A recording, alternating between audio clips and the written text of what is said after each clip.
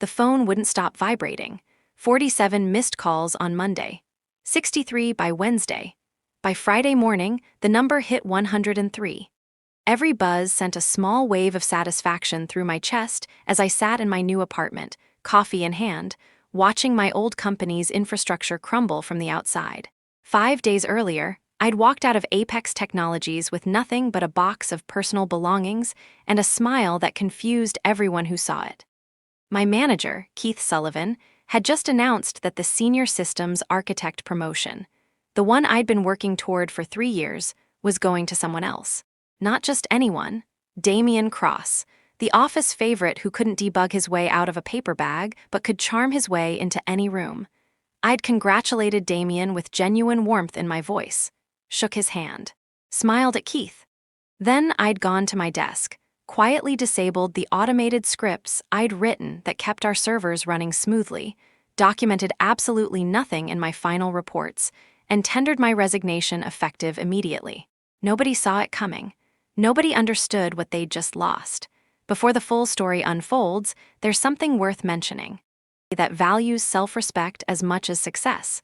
My name is Theodora Vance. Most people called me Thea. At 32 years old, I'd spent the last 6 years at Apex Technologies, climbing from a junior developer to the lead systems architect who basically held the entire backend infrastructure together with custom code and midnight oil.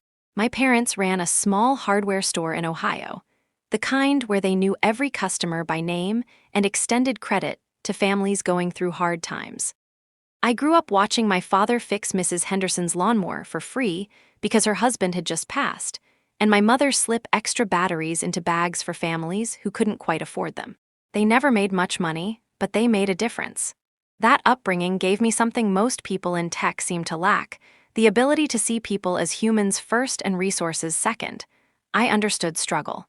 I understood what it meant to work twice as hard for half the recognition. And I understood exactly when someone was taking advantage of my good nature.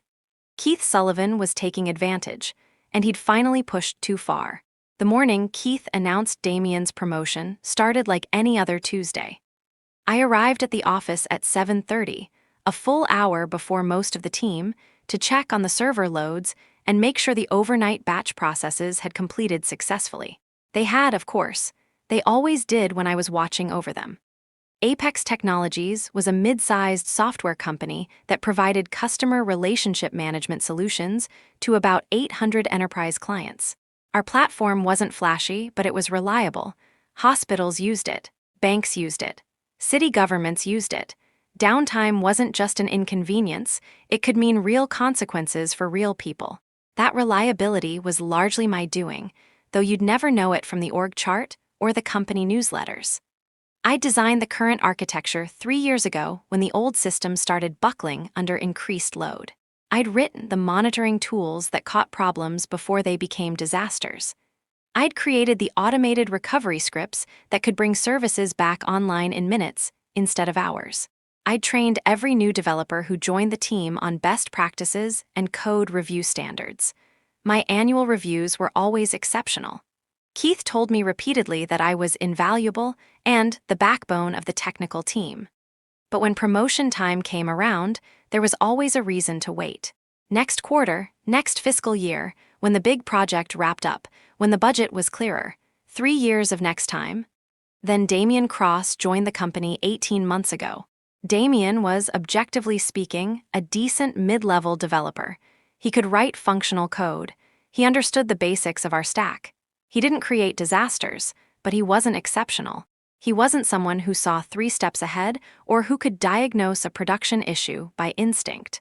What Damian excelled at was visibility. He volunteered for every committee. He spoke up in every meeting, even when he didn't have much to say. He played golf with Keith on Saturdays. He remembered everyone's birthdays. He brought donuts on Fridays. I didn't resent him for that. Office politics was a skill like any other, and Damian had mastered it. What I resented was the assumption that visibility equaled competence and charm equaled capability.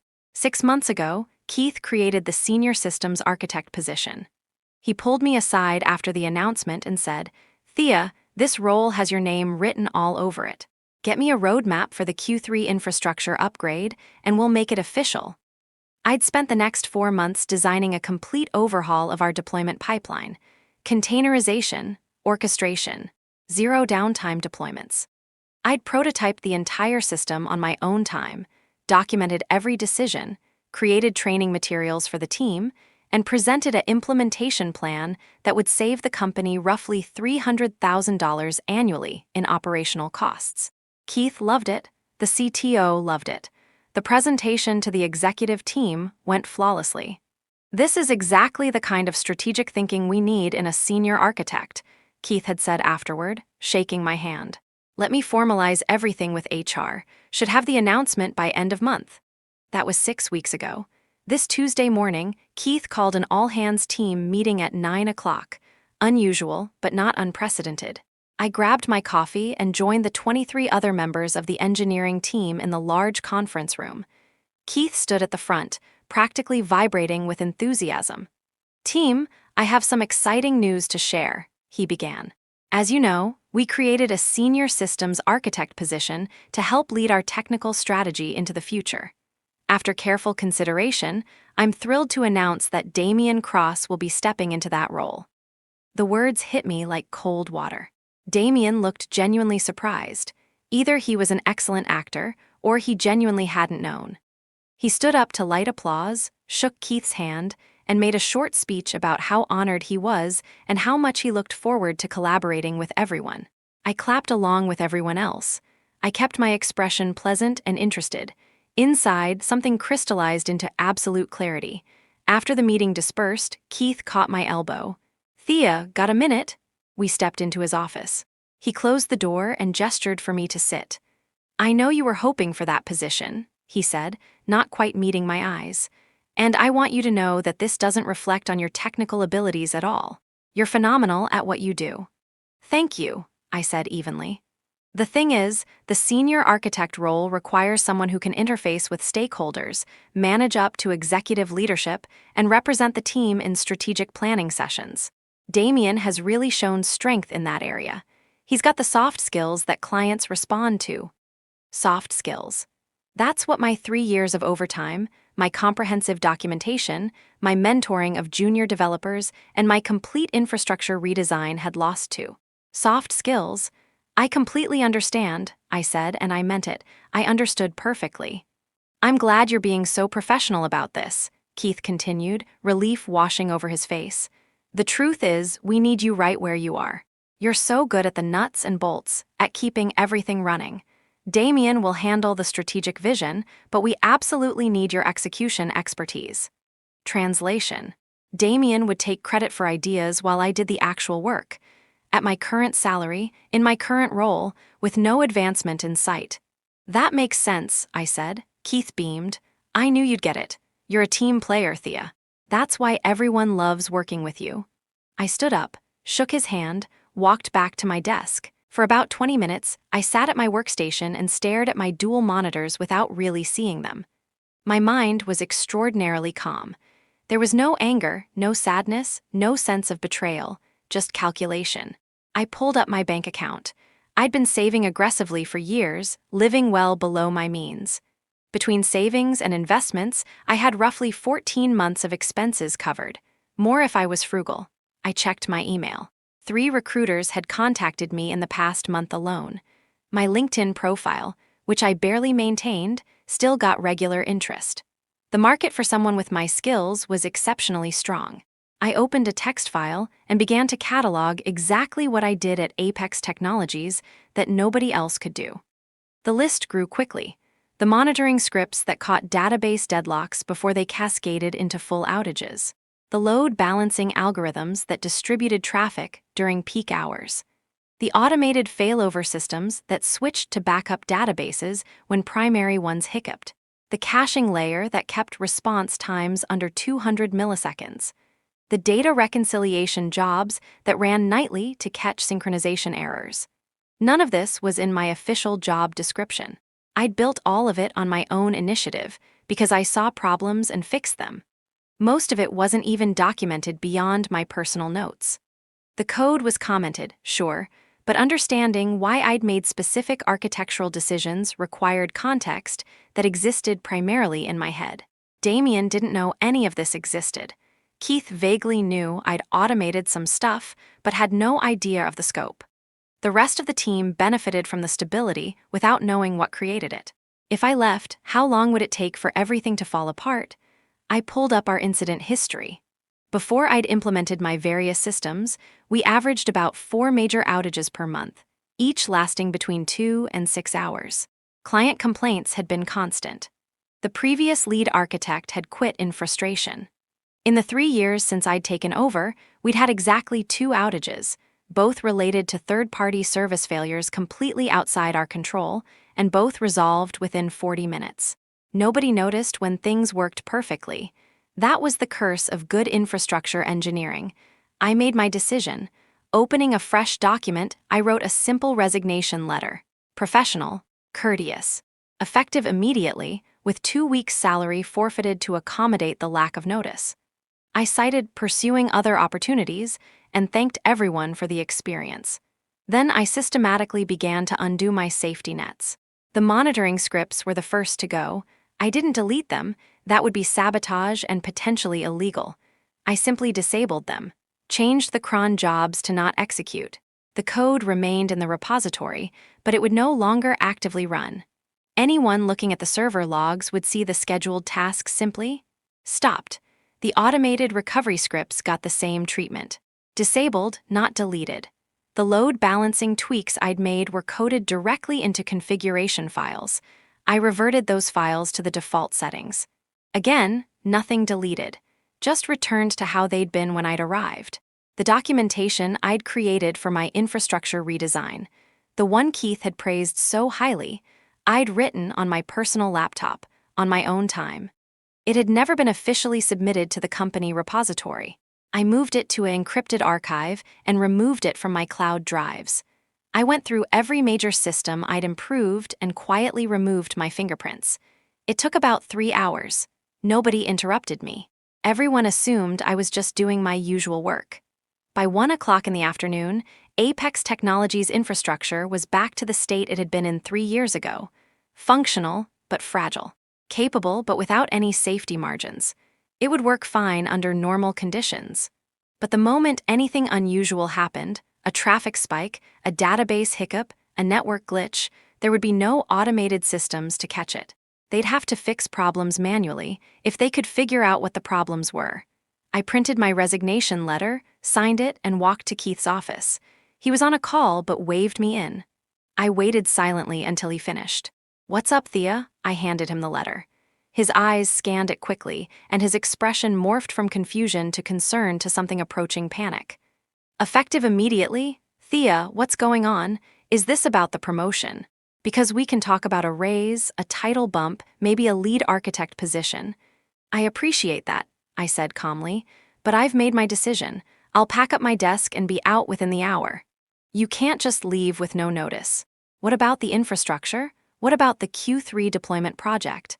"The infrastructure is documented in the company repositories. Any competent engineer can maintain it. As for the Q3 project, I'm sure Damien will have excellent ideas for moving forward. That's why you promoted him, isn't it? His strategic vision?" Keith's face went red. "Thea, be reasonable. We need transition time. At least give us the 2-week standard notice." "I'm forfeiting the salary for those 2 weeks. According to my employment contract, that's acceptable for immediate resignation. HR confirmed it when I checked this morning." I had indeed called HR before disabling anything, just to make sure I was legally covered. "This is incredibly unprofessional," Keith said, his voice hardening. "After everything this company has done for you." That almost made me laugh. Almost. I've given this company 6 years of exceptional work.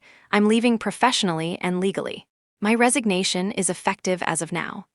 I turned and walked out before he could respond. Packing my desk took 30 minutes. I didn't have much: a few photos, some personal books on programming, a coffee mug my parents had given me, a small succulent plant that had survived on my desk for 4 years. A few coworkers stopped by, surprised by the sudden departure. I told everyone the same thing. I'd been presented with an opportunity I couldn't pass up, and I wished them all the best. Damien approached as I was sealing my box. "Hey Thea, I just heard. I want you to know.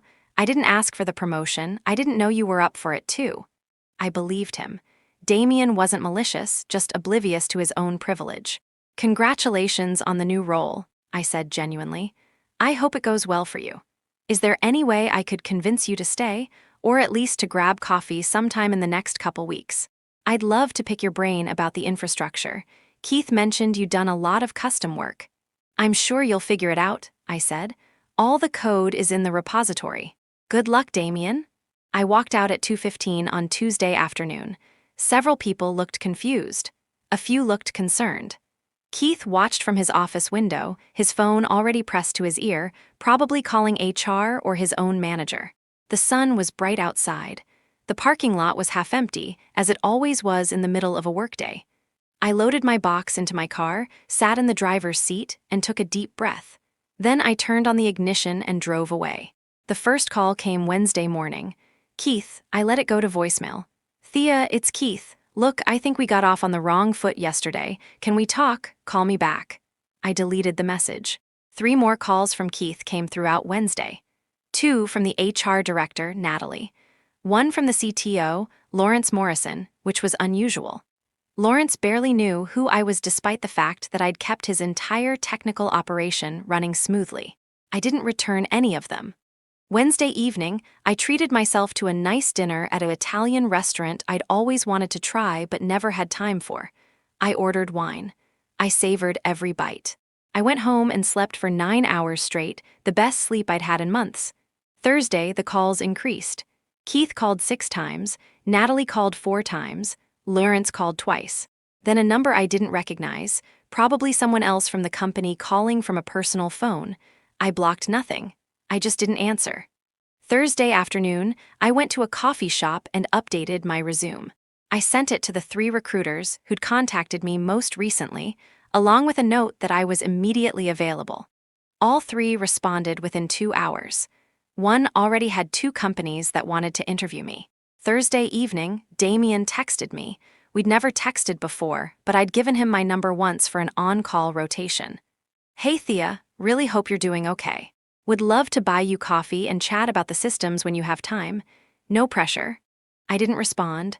Friday morning, I woke up to 47 notifications, missed calls, voicemails, text messages, even a LinkedIn message from Lawrence. I made coffee, scrambled some eggs, and sat down to actually listen to a few of the voicemails.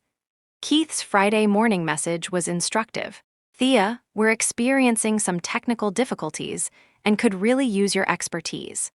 I know you've resigned, but I'm authorized to offer you a consulting rate of $200 an hour if you could just help us troubleshoot a few things. Please call me back as soon as possible." $200 an hour. My salary had worked out to about $62 an hour. Interesting how my value had suddenly tripled. Lawrence's voicemail was more direct. "Theodora, this is Lawrence Morrison. We need to speak urgently regarding some systems issues. I'd appreciate a call back today." Natalie's message was professional but tight. "Thea, I understand you've resigned, but we need to schedule an exit interview and discuss some knowledge transfer. Please contact me to arrange a time." Knowledge transfer. That's what they called it when they realized nobody else knew how anything worked. I deleted all the messages and went for a run. Friday afternoon, a recruiter called with an offer to interview Monday morning at a company called Zenith Solutions. They were a competitor to Apex, slightly larger, with a reputation for treating engineers well. The position was Principal Systems Architect, a level above what I'd been denied at Apex. The salary range started at 40% higher than what I'd been making. I scheduled the interview for Monday at 10. Friday evening, as I was making dinner, my phone buzzed with a call from my old desk number at Apex. Someone was calling from my former workstation.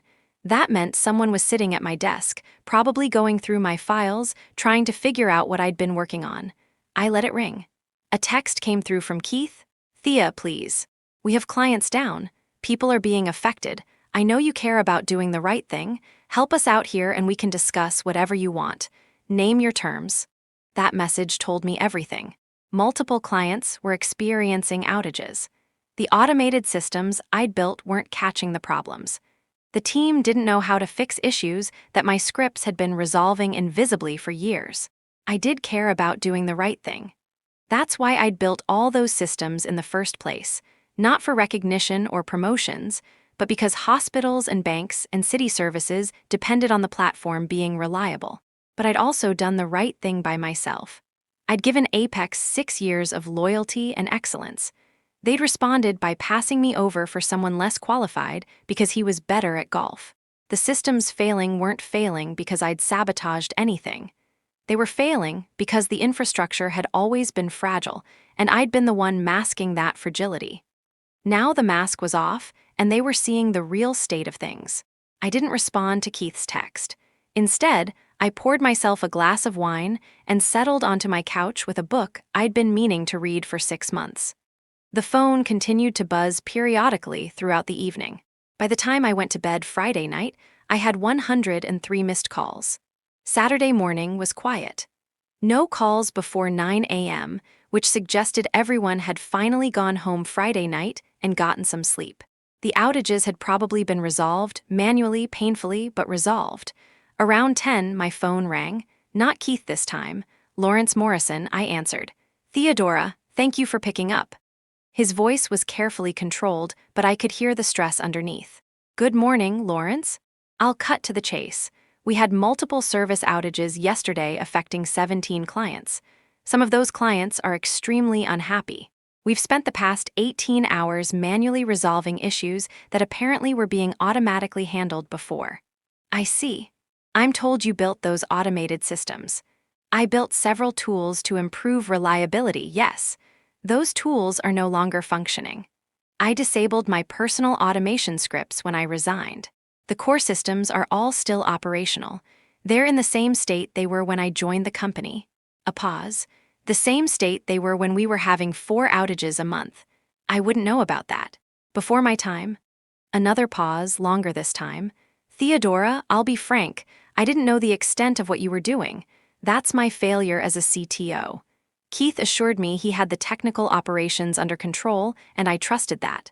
I didn't look closely enough at who was actually making things work. That was probably the closest I'd ever get to an apology from executive leadership. I appreciate you saying that. We'd like to bring you back. Not in your old role.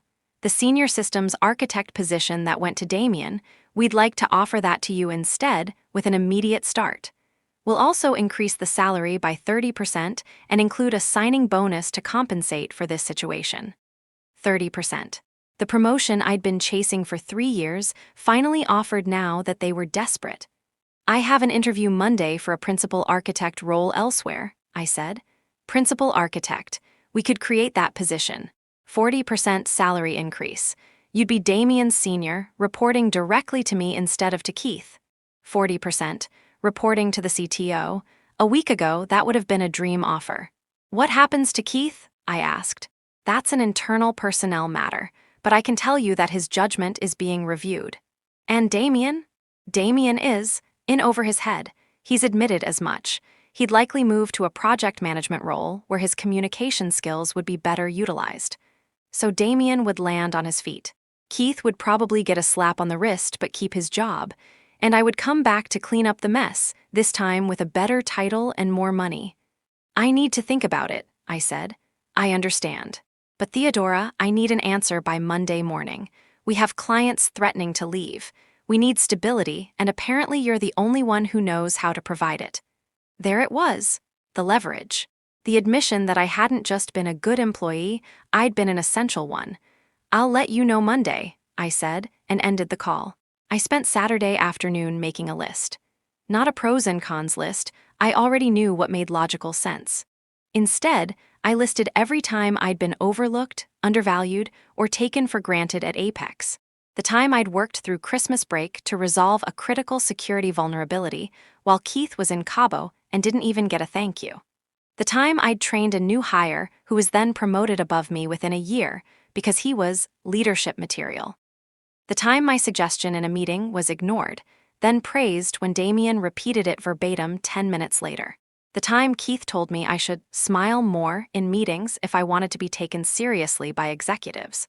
The time I was excluded from a team dinner because they assumed I'd be busy when every male engineer on the team was invited. Small cuts. Death by 1,000 paper cuts. None of it actionable, none of it dramatic enough to complain about. But cumulatively, it painted a picture of a workplace that would never truly value me no matter what title they offered. Sunday, I drove to my parents' house for dinner. My mom made pot roast. My dad asked how work was going and I told them I'd quit. Good, my dad said immediately. That place never appreciated you. My mom nodded. You've been looking tired for years, honey. What's next? I explained about the interview Monday and about Lawrence's offer. What do you want to do? My mom asked. That was the question, wasn't it? The practical answer was to take Apex's offer.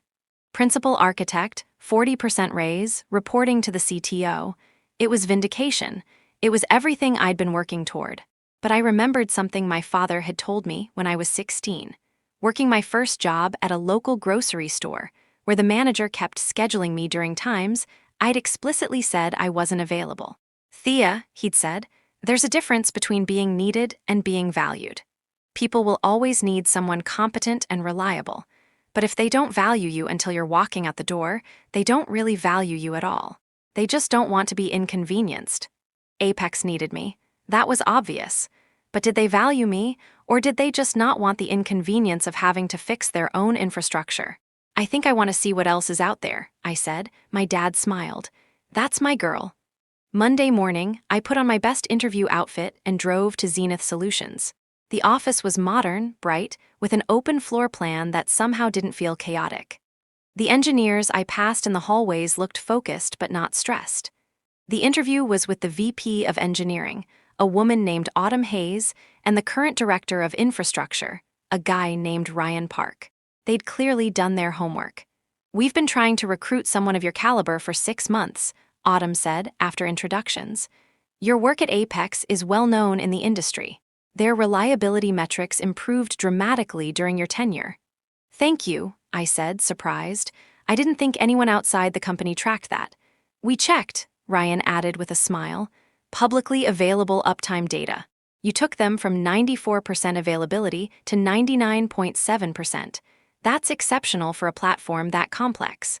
The interview lasted 2 hours. We talked about architecture philosophy, about building resilient systems, about technical debt, and how to manage it. We discussed their current challenges, scaling to meet growing demand, modernizing legacy components, improving deployment frequency. It felt like talking to peers who understood the work.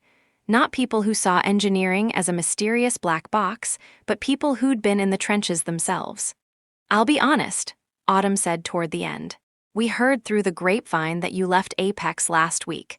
We moved up this interview because we didn't want to miss the opportunity. We're prepared to make an offer today if there's mutual interest. I'm definitely interested, I said. Ryan and Autumn exchanged a glance. Principal systems architect, as discussed. The salary is $190,000 base, plus a 20% annual bonus target, plus equity, 4 weeks PTO. Full remote option 2 days a week. We'd want you to start in 2 weeks if possible. $190,000. That was 58% more than I'd been making at Apex. The equity alone was probably worth more than the signing bonus Lawrence had vaguely mentioned. I do have another offer on the table, I said carefully. From my previous employer. They've asked me to return in a senior role. Autumn nodded. That's not surprising. Can I ask what's making you hesitate about returning? I chose my words carefully. I'm not sure the culture there is one where I can grow long-term. Culture matters, Ryan said. For what it's worth, our retention rate for senior engineers is over 90%. People tend to stay because they feel valued, not just needed. Valued, not just needed. My father's words echoed. Could I have until end of day to decide? I asked. Absolutely, Autumn said. Take the time you need. I sat in my car in Zenith's parking lot and called Lawrence Morrison. Theodora, he answered immediately. Have you made a decision? I have. I appreciate the offer, but I'm going to decline. Silence. May I ask why? We're offering you everything you asked for, everything you've earned. You're offering it now because you have to, not because you want to. There's a difference. That's not entirely fair. I genuinely didn't understand your contributions until this crisis. Now I do. I believe you, I said, but I've also realized that I don't want to work somewhere that only recognizes my contributions during a crisis. I want to work somewhere that sees my value consistently. Another pause. We could work on the culture issues. With you in a leadership position, you could help drive that change. It was a reasonable argument, but I was tired of reasonable arguments that put the burden of fixing broken systems on the people most hurt by them. I appreciate that, Lawrence, but I've made my decision. I do have one request, though. Name it. My automation scripts are disabled, not deleted. They're in the repository in a directory called Theo Vance Automation. The documentation is minimal, but any decent engineer can figure them out with some time. You have my permission to use them, modify them, whatever you need. I heard him exhale. That's generous, thank you. I didn't build those tools for recognition. I built them because the platform serves important clients who need reliability. I don't want hospitals or city services to suffer because of office politics. For what it's worth, Theodora, I'm sorry, you deserved better from us. I did, I agreed, but I'm finding better now. Good luck, Lawrence. I ended the call and immediately dialed Zenith Solutions. Autumn Hayes. Autumn, it's Theodora Vance. If the offer still stands, I'd like to accept. I could hear the smile in her voice. It absolutely stands. Welcome to Zenith, Thea. I think you're going to do great things here. The paperwork was finalized by Wednesday. I negotiated a start date 3 weeks out. I wanted some actual time off between jobs to decompress and reset. The calls from Apex finally stopped after I sent a brief email to Lawrence, Keith, and Natalie confirming that I wouldn't be returning and that the automation documentation was available in the repository. Keith sent a terse reply. Received. Natalie sent a professional note about exit paperwork and final paycheck details. Lawrence sent something different. Thank you for the documentation and for your years of service. I mean it when I say we failed to recognize what we had. I hope your next role appreciates you the way we should have. If you ever need a reference, don't hesitate to reach out. It was a small gesture, but it meant something. Damien sent a text. Heard you're not coming back. Totally understand. I'm actually moving to a PM role. Turns out I'm way better at managing people than systems. Thanks for being cool about everything. You're going to kill it wherever you end up. I replied to that one. Thanks, Damien. Good luck with the PM role. I think you'll be great at it. And I meant it. Damien wasn't the villain in this story. He was just a person who'd been given an opportunity he wasn't qualified for by a manager who valued the wrong things.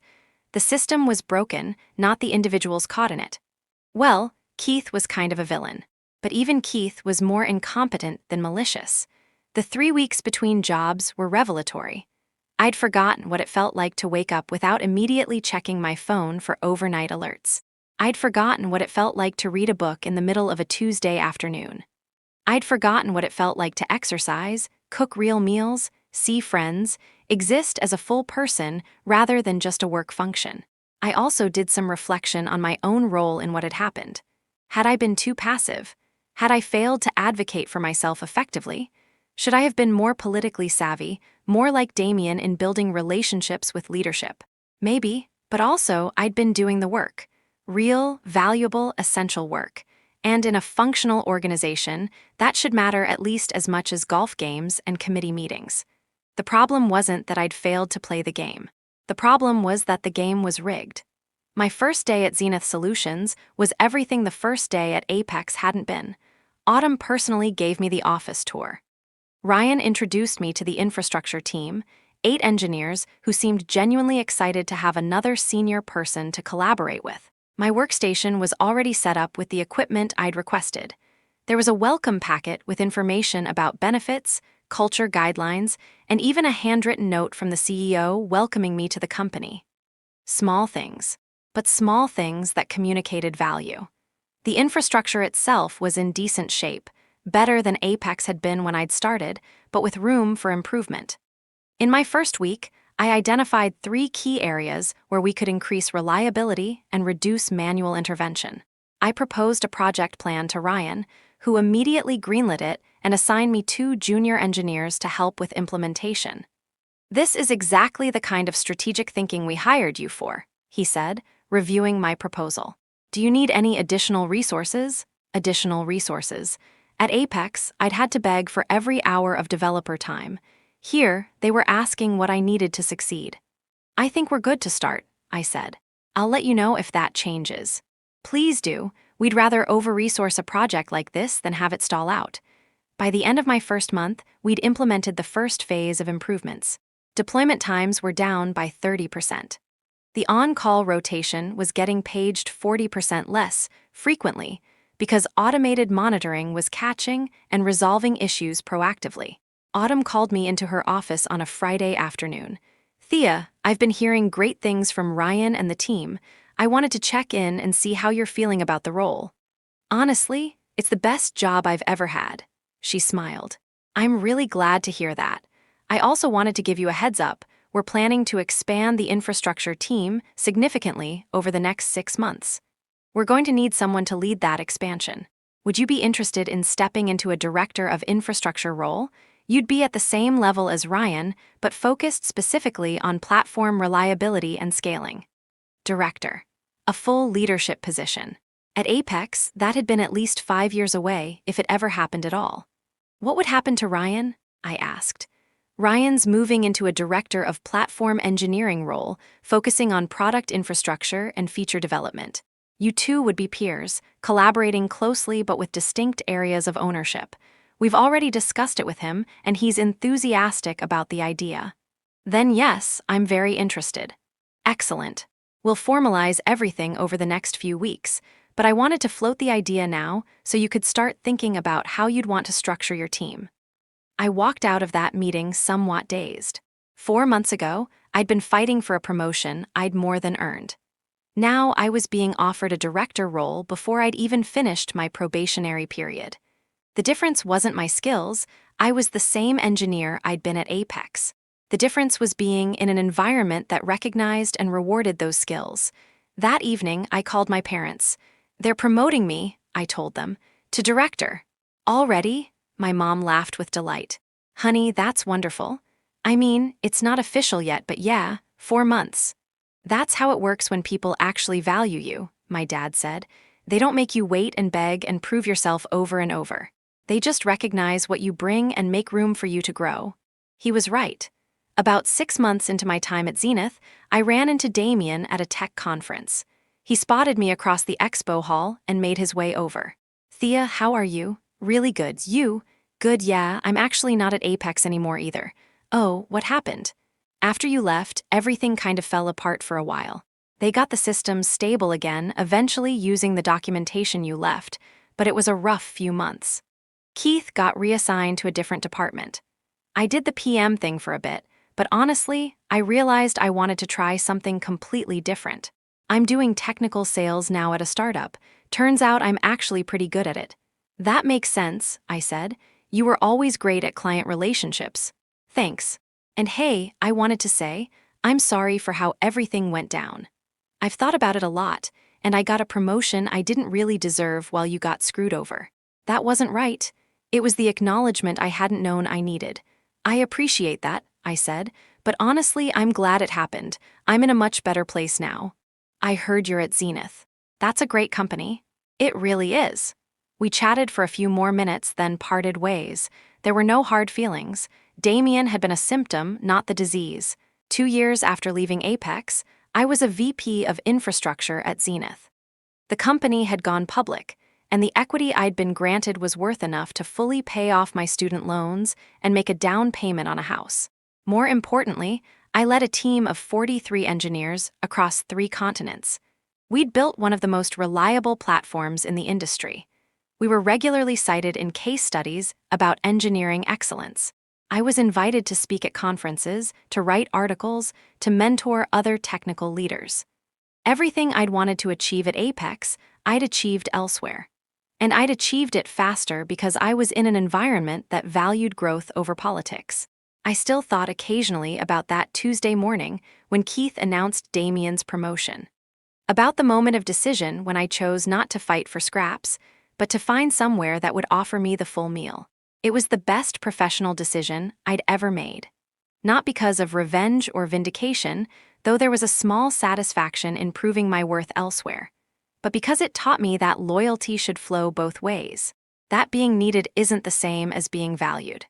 That sometimes the most powerful thing you can do is simply walk away from people who don't appreciate what you bring. I thought about the 103 missed calls. The desperation of people who'd taken my contributions for granted, suddenly realizing what they'd lost. I'd never answered those calls, and I'd never regretted that decision. The servers I'd stopped maintaining eventually got fixed, not by me, but by new engineers who were probably more expensive and less familiar with the systems. The company survived, though diminished. The clients who depended on the platform found alternatives or suffered through the instability. None of that was my responsibility. My responsibility was to myself, to my career, my growth, my well-being, to the team I now led and the culture I was helping to build, to being the kind of leader I'd wished I'd had at Apex. On the second anniversary of my departure from Apex, my team threw me a surprise celebration. They'd made a ridiculous cake with frosting that read 2 years of not answering their calls, because I'd apparently told that story enough times that it had become team lore. Speech, someone called out. I laughed. Okay, brief speech. 2 years ago, I was in a job where I was essential but invisible, where I did my best work and watched other people get credit and opportunities. I was loyal to a fault, and that loyalty was never reciprocated. The room was quiet now. Walking away from that was terrifying, but it taught me something crucial. Your value doesn't change based on whether people recognize it. What changes is whether you're in a place that allows that value to flourish or a place that suppresses it. I looked around at my team, people I'd hired, mentored, fought for. I'm in a place now where value is recognized, where hard work leads to growth, where loyalty flows both ways, and I'm committed to making sure every single person on this team feels that way too. Because nobody should ever have to choose between their self-respect and their career. The room erupted in applause. Later that evening, as I was packing up to head home, I found myself thinking about Keith, about Damien, about Lawrence, about all the people who'd been part of that chapter of my life. I didn't hate any of them, I didn't wish them ill, but I didn't miss them either. I'd built something better. Something that was mine in a way that Apex never could have been. My phone buzzed. A text from Autumn. Dinner next week. Want to discuss the Q4 strategy and also float an idea about you taking on cloud infrastructure too. No pressure, just curious if you'd be interested in expanding your scope. I smiled and typed back, absolutely, let's talk. This was what it looked like when someone valued you, when opportunities were offered, not begged for, when growth was encouraged, not gate-kept. I shut down my laptop, turned off my office light, and headed home. The servers would be fine overnight. The automated systems would catch any issues. The on-call rotation was staffed with competent engineers who knew how to handle problems. Everything worked smoothly because we'd built it to work smoothly, and because we'd built a team culture where people wanted to do excellent work. I'd learned a lot in the 2 years since I'd walked out of Apex Technologies. I'd learned that being irreplaceable in one place just means you're trapped. Being valued means people want to help you grow beyond your current role. I'd learned that the best revenge isn't sabotage or public callouts. It's building something excellent somewhere else and never looking back. And I'd learned that 103 missed calls from people who'd taken you for granted is actually a very satisfying number. I never called them back. I never needed to. If this story resonated with you, if you've ever been the one keeping things running while someone else got the spotlight, or if you believe that knowing your worth is the first step to finding where you're truly valued, that subscribe button is still there. This channel is built for people who understand that self-respect and success aren't opposing forces. They're the same thing. Thanks for being here. Thanks for listening. And thanks for being part of a community that values substance over performance. Now go build something excellent, and never settle for being needed when you could be valued instead.